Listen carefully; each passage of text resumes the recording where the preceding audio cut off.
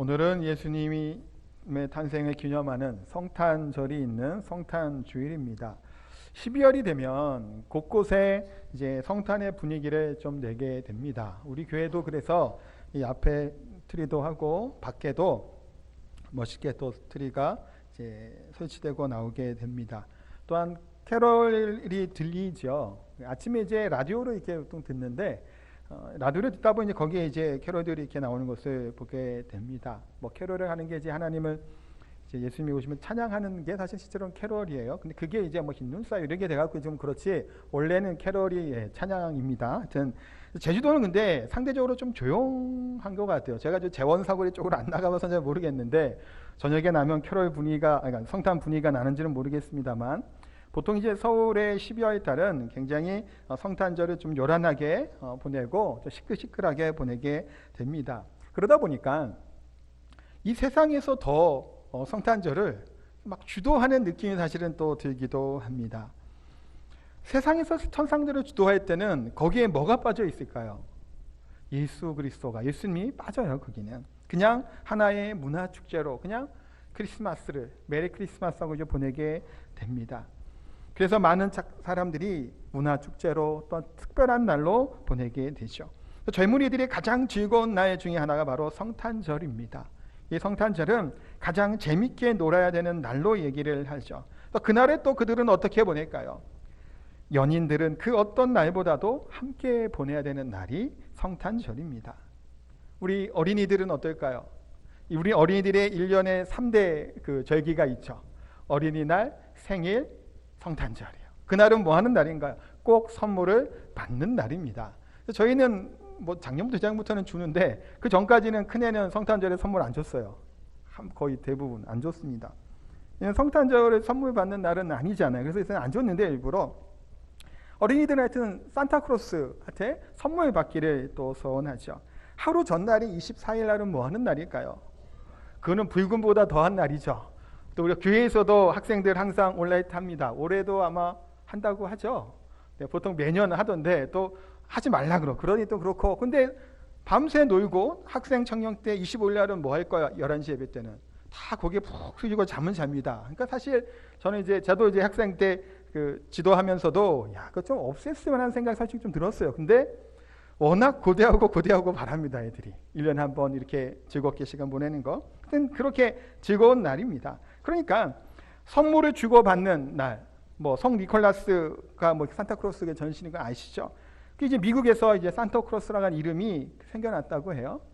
코카콜라 업체에서 먼저 상업적으로 썼다라고 하는 뭐 말들도 있던데 어쨌든 간에 산타가 성탄절의 주인이 됩니다. 또 성탄절에는 크리스마스에는 연인들의 축제고 또 즐겁게 보는 시간은 그 시간이 그 크리스마스라는 거예요.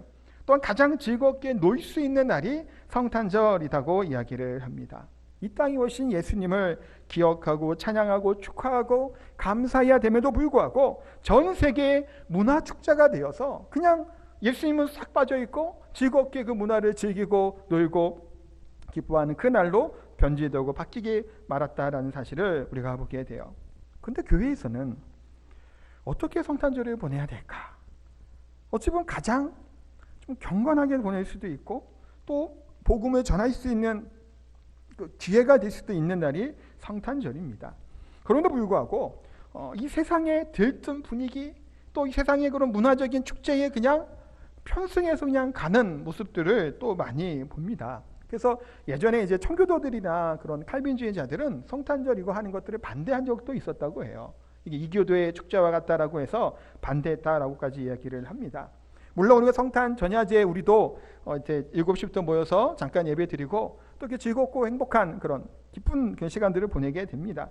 선물도 주고 받죠. 조그만 선물도 하나씩 다 일단 사놨어요. 이제 준비해 드릴 텐데 그럼에도 불구하고 뭘까요?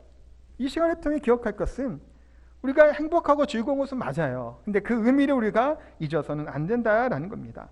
그래서 어떤 분은 이런 제안을 하더라고요. 괜찮은 것 같아요. 뭐냐면 성탄절에는 특별히 관련된 성경 말씀을 좀 읽고 묵상하는 시간을 갖는 것도 좋겠다라는 거예요. 어떤 말씀들이냐면 이사야 9장, 11장 같은 말씀들이 있죠. 마태복음 1, 2장, 누가복음 1, 2장 처음 번에 나오는 요한복음 1장도 그렇고 그런 성경들은 예수님이 이 땅에 오시는 그것들을 나타나고 있는 성경입니다. 평소에 사실 잘 안 읽죠. 이때 특별히 좀 말씀을 읽으면서 성탄의 의미들을 발견하면 큰 은혜가 될 줄 믿습니다. 뿐만 아니라 특별히 이와 같은 성탄의 날에는 좀 이웃들을 좀 돌아볼 수 있는 그런 시간을 갖는 것도 좋겠다라는 생각을 하게 됩니다. 설교 준비를 이렇게 하면서 이렇게 성탄의 의미를 생각하다 보니까 우리가 추수감사절마다 이제 사랑의 쌀 이렇게 하잖아요. 그렇게 하는데 한편으로는 이 성탄절 이때쯤 해서 한번 하는 건 또 어떨까라는 생각도 들고 그러다가 성탄절에는 또 다 한다고 그러니까 좀 많이 안 하는 추수감사 낫지 않겠냐는 또 얘기도 있기도 하고요. 근데 어쨌든 간에 올해는 지금 이렇게 됐지만 내년에는 요 우리들끼리만 즐겁고 교제하고 놀고 하는 것을 그치는 것이 아니라 좀 그리스도의 복음과 이 땅에 오신 그 의미들을 좀 지역 주민들에게도 좀 나눌 수 있는 그런 기회가 되면 좋겠다라는 생각을 한번 해보게 됩니다. 오늘 본문 말씀은 마리아의 창가라고 보통 이야기하는 그 노래 찬양이에요. 그 내용이 그 매그니피켓이라고 하는 의미로 또 유명합니다. 이 노래는 요한 세바스찬 바흐가 여기에다 이제 곡을 붙이고 해갖고 만든 곡이고 이 캐럴이라고 하는 것도 가장 먼저 나온 캐럴이 바로 이 마리아의 창가였다라고 하는 이야기들도 있습니다. 이 창가의 내용들을 몇 군데를 보면서 왜 예수님이 이 땅에 오셔야만 되는지에 대한 의미에 대해서 몇 가지 한번 살펴보는 시간을 가지려고 합니다. 첫 번째는 이겁니다. 인간의 지혜로 구원을 받을 수 없기 때문입니다. 51절의 말씀을 같이 한번 읽어보도록 하겠습니다. 그의 팔로 힘을 보이사 마음의 생각이 교만한 자를 흩으셨고, 자 여기 보면 마음의 교만한 자들을 흩으셨다라는 겁니다. 이들이 무슨 생각을 했기에 마음의 교만한 자들을 흩으셨다라고 찬양하고 있을까요? 교만한 마음의 생각들, 교만한 마음이 뭘까요? 자신의 지혜로 자신의 힘으로 무엇인가를 이루고자 하는 또 구원을 이루고자 하는 인간의 그런 허망함과 그런 무지를 이야기를 하는 겁니다. 고린전서 1장 18절에 보면 바울은 이렇게 또 말씀하고 있습니다. 또 함께 읽겠습니다. 십자가의 도가 멸망하는 자들에게는 미련한 것이요 구원을 받는 우리에게는 하나님의 능력이라. 아멘. 십자가의 도가 멸망받는 자들, 믿지 않은 자들의 눈으로 보였던 십자가는 뭘까요? 실패예요. 죽고 끝나잖아요. 무엇인가 한번 개혁과 무슨 혁명을 이룰 것처럼 막 분해리에 타서 갈릴리에서부터 예루살렘으로 막 올라갔지만 결국은 뭔가요? 그냥 예수님 돌아가셨단 말이에요. 그러니까 구원을 알지 못하고 예수 그리스도의 복음을 모르는 자들의 입장에 볼 때는 뭐냐면 십자가 사건은 이 복음은 실패하고 미련한 것처럼 보인다는 겁니다. 이 세상의 지혜와 이 세상의 그런 지식을 가지고 보면 하나님의 능력과 복음과 이 성육신하신 사건은 미련할 수밖에 없다는 겁니다. 이 고린도 그 서로에 기록하고 있는 고린도 교회 같은 경우는 지성의 도시다라고 얘기할 만큼 지적인 것들이 되게 중요시 여겼던 도시입니다. 당시에 이제 아테네, 우리 성경에는 아덴이라고 나와 있어요. 그것과 더불어 그런 지성의 도시다라고 이야기를 하는데 이들에게 바울은 또 이야기를 하는 것이 있습니다. 고린도전서 8장 1절 말씀입니다. 우상의 제물에 대하여는 우리가 다 지식이 있는 줄을 아나 지식은 교만하게 하며 사랑은 덕을 세우나니 라고 말씀을 합니다. 우상 제물을 이야기하며 고린도 교회 성도들이 지식을 그걸 굉장히 좀 강조를 합니다. 그런데 그에 대한 지식이 있는 줄 알고 있느냐? 너희들이 우상의 어떤 제물은 무엇인지 판단하고 알고 있느냐? 그런데 이 지식은 뭐라는 거예요? 교만하게 한다라는 겁니다. 이 얘기는 뭐냐면 자신이 하나님을 떠나고 하나님의 뜻을 알지 못하는 지식은 그것이 오히려 교만이에요. 고린도 교회 성도들 같은 경우는 우상에게 제물을 먹는 문제 때문에 좀 분쟁들이 일어나게 됩니다. 그래서 먹는 사람, 믿음이 있는 사람이 못 먹는 사람을 또 업신여기는 일도 일어나게 되고 반대로 일들이 일어나게 돼요. 그러니까 하나님을 떠난 지식, 하나님의 그 뜻과 하나님의 계획들을 알지 못하는 지식은 오히려 그것은 교만할 뿐이다라고 바울은 분명하게 말씀하고 있습니다. 오늘 마리아가 하나님을 찬양하는 것도 이와 같이 교만한 자들, 자신의 지식을 자랑하는 자들, 그들을 흩어놓겠다라고 분명히 말씀합니다. 근데 보세요. 마리아가 이와 같은 찬양을 할 수밖에 없는 것은 이유가 뭘까요? 자신을 택하고 자신을 통해 나타나신 하나님의 은혜를 찬양할 수밖에 없는 겁니다. 우리가 만약에 지적인 것들을 가장 중요시 여긴다라고 얘기를 하면 또 인간의 지성과 또한 철학적인 사고와 무엇인가를 통해서 그 특별한 구원을 얻든 또 도를 깨닫게 될 수 있다고 한다면 예수님은 나사렛에서 자라실 이유가 없는 거죠. 마리아와 같은 여인에게 태어날 것이 아니라 누구에게 태어나는 것이 더 옳았을까요? 당시에 라피디도 참 많이 있었습니다. 사내들의 공회원도 있었고 헬라 철학자들도 많이 있었어요. 그들의 몸을 빌려서 태어나셨으면 지적인 것들을 충분히 인정받고 채울 수 있었겠죠. 그렇지만 예수님은 어떻게 하셨나요? 나사렛에 있는 베들레헴의 그 무명의 소녀, 어린 여인이죠. 이를 통해서 예수님이 이 땅에 오셨다는 겁니다. 이 땅의 지혜가 아니라는 것이고 이 땅의 지식이 아니라는 거예요. 아무리 고행을 하고 또 아무리 철학적인 사색을 하고 무엇인가를 이루고자 하는 노력을 한다고 할지라도 이러한 지혜와 지식을 가지고는 우리가 구원을 받을 수 없다는 겁니다. 힌두교의 어느 유명한 학자가 이런 말을 했다고 해요. 힌두교는 인간을 죄인이라고 부르는 것을 거부합니다. 인간은 신의 자녀요, 인간은 거룩하고 성결한 존재입니다. 이런 인간을 놓고 죄인이다, 회개하라고 하는 것은 모독하는 것이요, 그 자체가 죄악입니다 라고 얘기했다고 해요. 자신들의 신의 자녀들로 이야기를 합니다. 3대 신이 보통 있잖아요. 근데 그들의 자신이라는 거예요. 인간이 존귀하기 때문에 특별한 힘이 있어서 이것을 가지고 해탈을 하든 무슨 열반에 되든 무슨 깨달음을 통해서 신이 될 수 있다고 그들은 이야기를 하는 겁니다. 요가 같은 것도 그래서 하죠.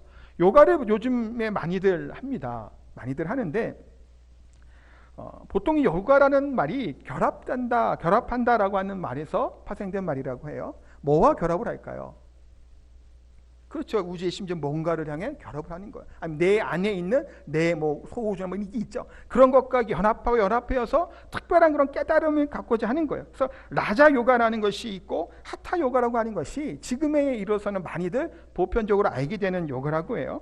라자 요가는 왕의 요가라고 하는 정신적 수양을 뜻하는 것이고 하타 요가는 신체적으로 뭔가를 극복하고자 하는 의미를 갖고 있는 것이 요가라고 합니다. 그런데 이 요가는 저는 사실은 요가하는 것에 대해서 좀 추천하고 싶고 이렇게 권면하고 안 했으면 좋겠다는 생각이 항상 있어요. 왜냐하면 요가라고 하는 자체는 이와 같은 힌두교의 그런 그 사상들이나 것들이 담겨져 있는 거예요. 단순히 운동을 하는 것이 아니라 그 가운데 명상을 하게 되고 특별한 초자적인 무엇인가를 하려고 하는 것들이 그 가운데 있기 때문입니다. 그러니까 별로 전 유익하지 않은 것 같아요. 다 이것도 뭘까요? 특별한 깨달음을 통해서 뭐가 되는 거예요. 도가에서 우화등선한다 그러죠. 신선이 되겠다 그러는 거예요. 불교에서도 열반에 오르고 부처가 된다고 이야기를 한다라는 겁니다. 그러니까 뭔가요? 인간의 지혜와 지식을 가지고 깨달음을 얻고 신이 되고자 하는 그들의 지식을 이야기를 합니다. 그런데 예수님은 그와 같은 지식들을 통해서 이 땅에 태어나지 않으셨다라는 겁니다. 반대로 뭔가요? 무식해 보이죠? 보잘것없어 보이죠? 아무런 영광을 갖지 못하는 그런 그 촌에서 그런 가난한 자를 통해서 예수님이 이 땅에 오셨다라는 겁니다. 이와 같은 것을 볼 때 지혜에 추구하는 것과 지식을 추구하는 것, 그것이 인간을 구원할 수 없다라는 사실을 우리가 너무나 잘 보여주고 있는 사건입니다. 그것이 마리아를 통해서 태어나는 예수님의 성육신 사건이에요. 두 번째는 인간의 권력으로 우리는 구원을 받을 수 없음을 알게 됩니다. 52절 말씀도 우리 함께 읽도록 하겠습니다.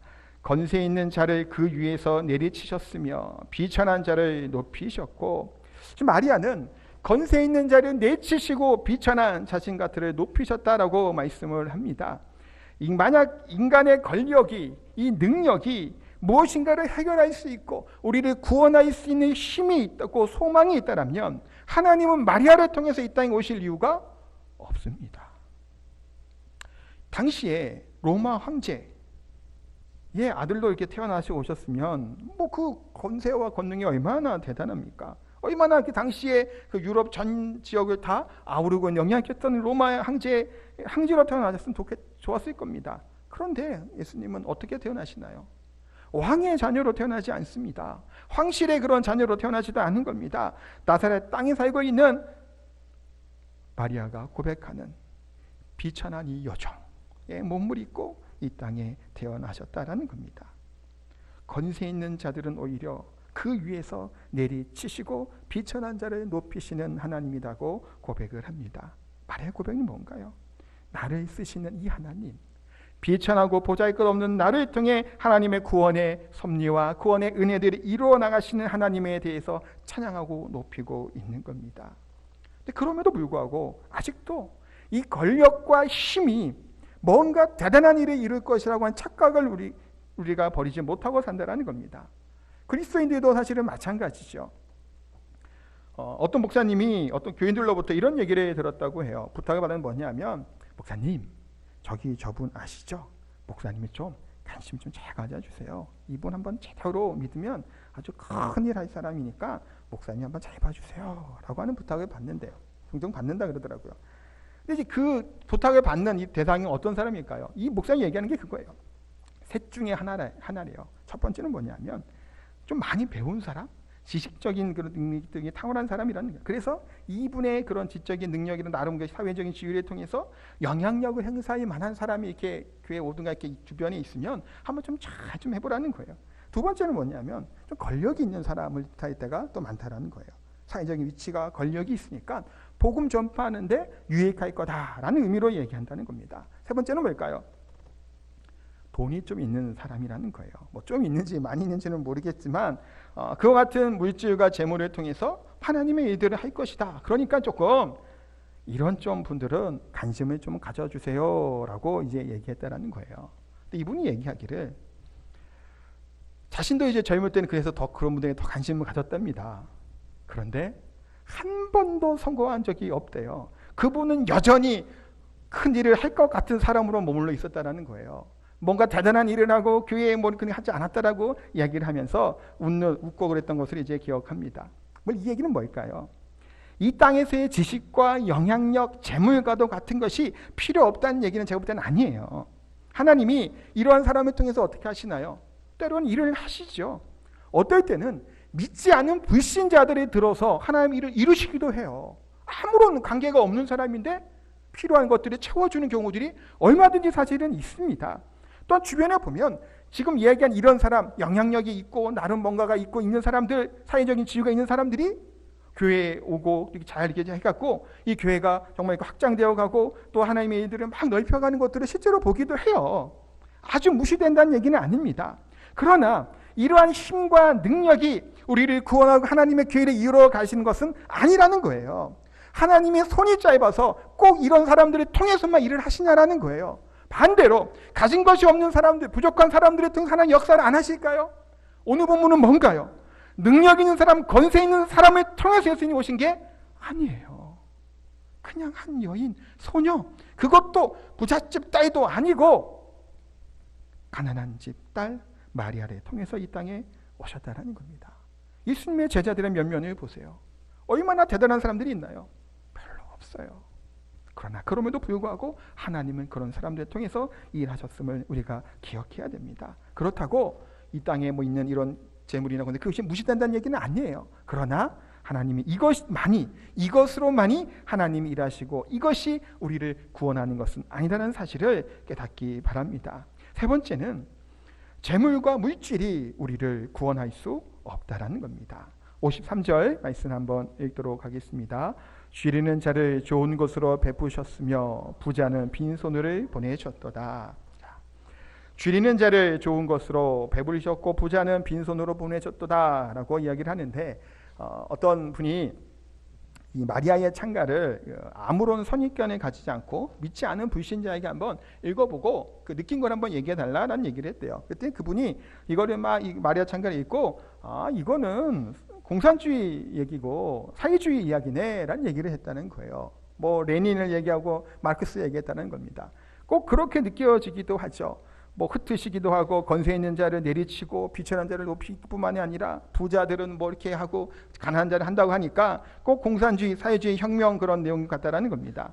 그런데 그런 걸 이야기하는 것은 아니죠. 때로는 우리가 어떨까요? 자본주의 시대를 살아가는 우리들에게 이 돈이라고 하는 것, 이 재물이라고 하는 것은 굉장히 강력하다라는 것은 사실은 부인할 수 없습니다. 얼마나 큰 영향을 끼치는지 모릅니다.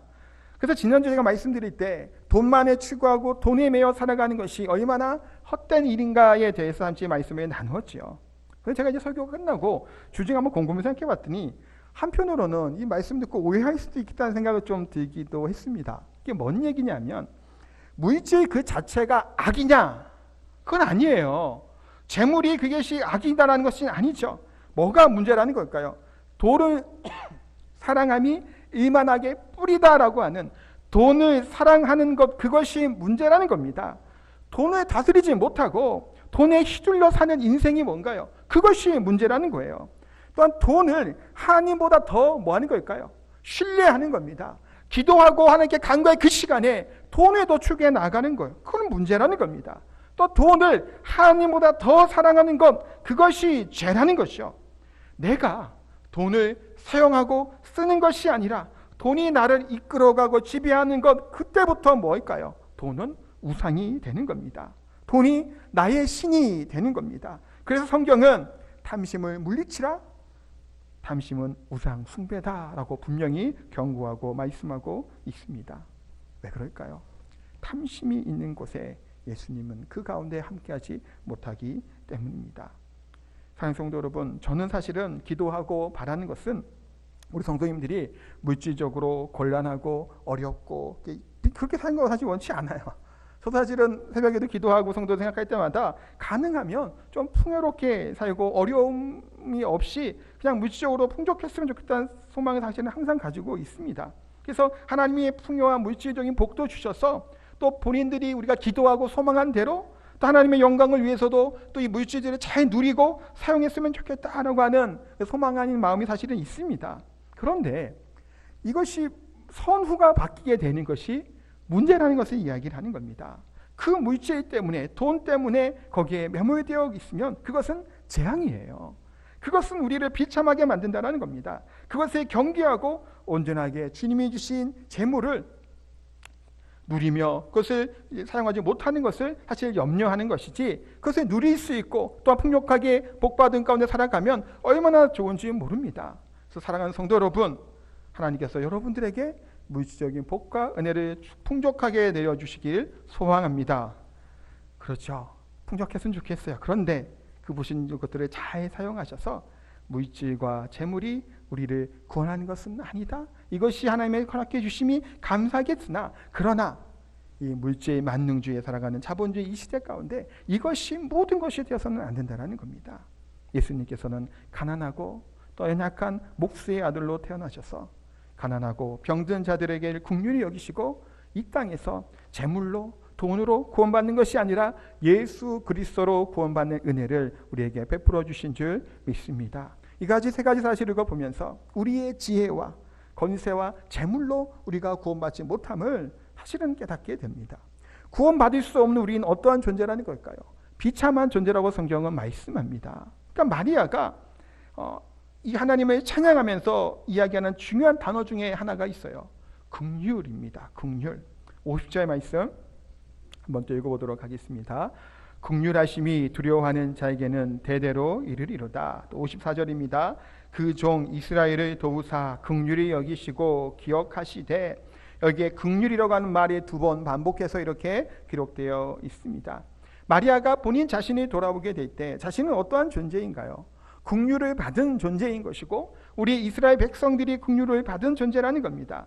긍휼이라는 것이 비참한 가운데 있는 이 상태에 있었던 우리들에게 베풀어 주시는 하나님의 사랑을 뜻하는 이야기죠. 우리가 일반적으로 이제 머시라고 영어로도 쓰기도 하고 또 구약에서는 헤세드라고 하는 은혜라고 하는 말로도 같이 쓰는 단어입니다. 구약의 많은 곳에서 헤세드라고 하는 단어를 은혜, 긍휼이라는 단어로 이제 우리가 번역을 하게 됩니다. 이게 뭘까요? 은혜라는 게 뭔가요? 구원받을 수 없다라는 거예요. 죄 가운데 죽고 있는 존재였고 자격이 없음에도 불구하고 우리에게 베풀어 주신 사랑이죠. 또 우리에게 그렇죠, 구원을 이 비참한 건내 우리들을 향한 하나님의 마음, 긍휼한 마음이다라고 성경은 분명히 말씀하고 있습니다. 사랑하는 성도 여러분, 하나님이신 예수님이 우리와 똑같은 육신의 몸을 입고 인간의 그런 틈 안에 들어오신 것이 이 성탄의 그런 내용이에요. 요한복음 1장 18절에 보니까 이렇게 또한 말씀하고 있습니다. 본래 하나님을 본 사람이 없으되 아버지 품속에 있는 독생하신 하나님이 나타내셨느니라 라고 말씀을 합니다. 원래는 하나님을 본 사람이 없죠. 그러나 예수님께서 성육신하셔 이 땅에 오심으로 우리들의 눈으로 하나님을 볼 수 있게 하는 것이고, 우리의 귀로 하나님의 음성을 듣게 하셨고, 우리로 하여금 하나님을 더 잘 알게 하기 위해서 이 땅에 오신 겁니다.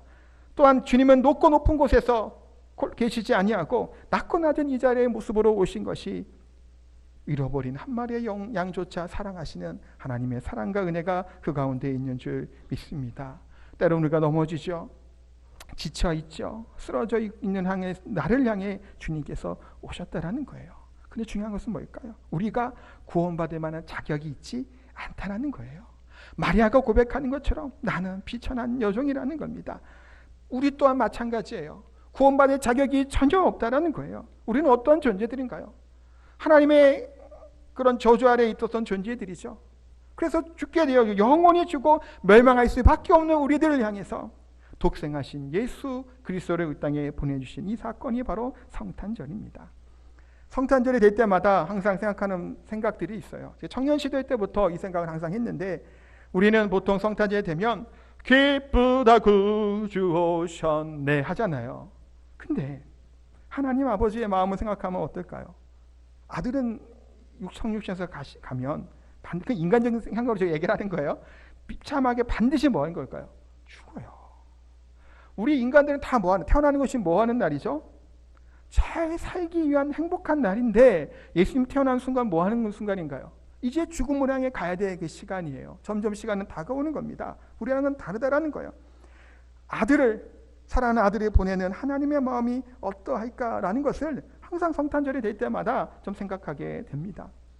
제가 예전에 꿈을 꾼 적이 있어요. 2개의 꿈을 얘기를 할 텐데, 첫 번째 꿈은 좀 된 거예요. 작년이 재작년 된 건데, 제 아들이, 큰아들이 있어요. 11살짜리 애인데 얘가 꿈에서 막 큰 죄를 지은 거예요.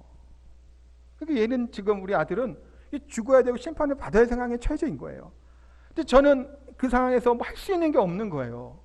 그때 당시 제가 울면서 깼어요.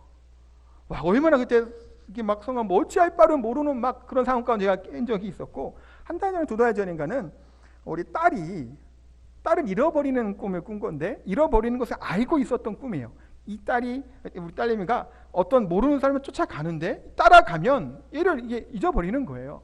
그래서 쫓아가는데 아들이 또 저를 막는 거예요. 근데 아들의 뭔가 이유들 때문에, 정확한 이유는 생각이 안 나죠. 이유들 때문에 빨리 가지 못하게 된 상황이 막 있는 거예요. 딸을 찾으러 가야 되겠고, 아들은 그것을 못 가게 맡겨지는 그것이 있고, 이 꿈에서의 그 감정과 그 상황이 말도 못 하겠는 거예요. 어찌할 바를 모르는 거예요. 이 마음이 무슨 마음일까 생각이 든 거예요. 하나님이 독생하신 예수 그리스도, 자기 아들을 보내셔야 되는데, 그리고 죽여야 되는데, 인간들이 너무 사랑하시는 거예요. 이건 뭐 어떻게 할 수가 없는 심정이 아닐까 하는 생각을 하는 게 거예요. 이도 안 되고 저도 안 되고, 그냥 인간의 지혜와 생각해보면 모조리 다 그냥 쓸어버리면 간단한 문제일 수도 있겠으나, 하나님이 세상을 이처럼 사랑하사 독생자를 보내주셨다고 성경은 분명히 말씀하고 있습니다. 사랑하는 성도 여러분, 이와 같은 마음으로 예수님이 이 땅에 오셨죠. 이렇게 우리를 사랑하심으로 오셨습니다. 그럼에도 불구하고 예수님 오셨을 때 많은 사람들이, 많은 나라들이 예수님 오심을 기뻐하고 감사하고 춤을 췄던가요? 아니면 몇 명이나 예수님을 영접하고 예수님을 찬양했을까요? 몇 명 되지 않는다라는 겁니다. 마태복음, 누가복음에 보면 성탄의 이야기들이 나오죠. 거기에 보면 목자들, 동방박사들, 지금 오늘 본문에 마리아, 스가랴, 안나 몇 명 되지 않습니다. 오히려 예수님을 고대하고 기대했다고 얘기하는 지식층들, 바리새인들과 서기관들, 많은 이런 대제사장들 같은 사람들이 예수님을 죽음으로 내몰게 됩니다. 우리는 그런 존재들이라는 겁니다. 마리아가 고백하는 것처럼 그의 여종의 비천함을 돌보셨음이니라, 비청한 여종이니라 라고 고백하는 것처럼 낮은 신분, 낮은 상태였던 나를 통해서 예수님이 이 땅에 오신 것 같은 것을 고백하는 것처럼 마찬가지입니다. 예수님께서 이 땅에 오신 대단한 지위를 가지고 오신 것도 아니죠. 나사렛이라고 하는 촌동네입니다. 나사렛 예수, 나사렛 삶이라는 얘기가 뭔 얘기냐면 에이 저 촌놈아 이 말이에요. 그만큼 보잘것없는 동네라는 겁니다. 가난하고 평범한 이 소녀 마리아에게 오셔서 그를 통해 이 땅에 오셨다는 겁니다. 사랑하는 성도 여러분, 마리아의 고백처럼 우리는 자격 없는 존재들이에요. 그럼에도 불구하고 하나님은 우리를 사랑하셔서 독생자 예수 그리스도를 이곳에 보내주신 이 날이 성탄절입니다. 성탄절의 주인은 누군가요? 예수님이에요. 성탄의 의미를 우리가 잘 기억해야 됩니다. 죽기까지 사랑하셨던 그 사랑의 그 순간, 이 사건, 이것이 성탄의 의미인 줄 믿습니다. 이 받은 사랑이 있는 우리들이 또한 뭘 하면 좋을까요? 이때 소외되고 어려운 이웃들이 있다면 성탄의 이때 오히려 그들은 이러한 축제의 이 기쁨의 날에 외로울 수 있겠죠. 그들에게 예수님의 말씀들, 복음들을 증언할 수 있다면 얼마나 더 귀하고 복된 줄 모릅니다. 말세가 닿을수록 어떠한 현상이 일어날까요? 사랑이 식어지게 돼요. 또한 무심하게 된다는 겁니다. 무정하게 된다고 디모데후서 3장은 말씀하고 있습니다. 말세에 나타난 증상 가운데 무정하며 원통한 표정이 쭉 말씀하고 있어요. 이 증상이 무슨 증상일까요? 정이 없고 또한 이웃을 생각하지 않는다는 겁니다. 모든 생각들은 어디로부터 올까요? 내 행복에만, 나 자신에게만 맞춰져 있는 거예요. 내 가족에게만 맞춰 있는 것이 지금의 시대입니다. 맞지요? 예수님이 말씀하신 것처럼, 성경에 나오는 말씀처럼 지금 시대는 무정해요. 원통을 펴지도 않고 모함하고 절제하지 않고 사나우며 선한 것을 좋아하지 않아요. 함께 나누고자 하는 마음도 없다라는 겁니다. 성도 여러분, 그러나 이 성탄을 맞이해서 우리가 소망을 이야기하지 못한 상황 가운데 소망을 이야기하고 어렵고 힘든 자들을 향해서 또한 예수님 오신 의미들을 전할 수 있고 우리 스스로도 성탄의 진정한 의미들, 하나님의 사랑과 또 은혜들을 기억하면서 주변에 믿지 않는 자들에게도 사랑과 섬김이 가득한 아름다운 성탄이 되시기를 예수님 이름으로 축복하고 기도합니다.